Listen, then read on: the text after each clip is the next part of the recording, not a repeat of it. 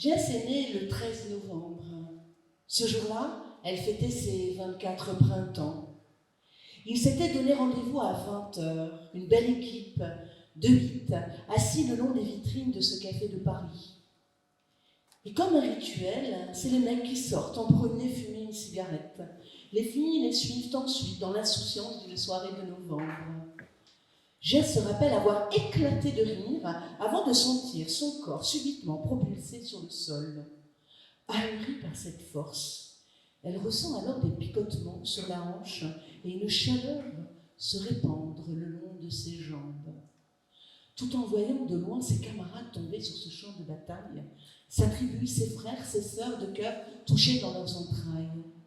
Un pied écrase sa tête et le second trempe dans une mare de sang et de nouveaux impacts de douleur atteindre son ventre.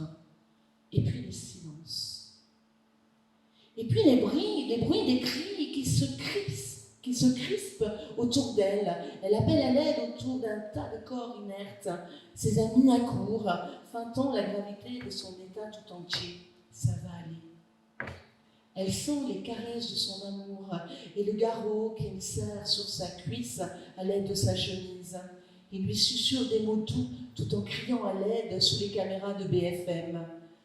Jess l'entend à peine. Si grave, vais-je mourir ? Elle pense à la chance d'être aimée par cet homme paniqué à ses côtés. Elle perd connaissance, se réveille sur la table d'un kebab, au-dessus d'une télé qui diffuse en boucle l'horreur de la soirée. Jess ne veut pas mourir. La douleur est vive, jusqu'au toucher d'une main experte sur sa chair meurtrie.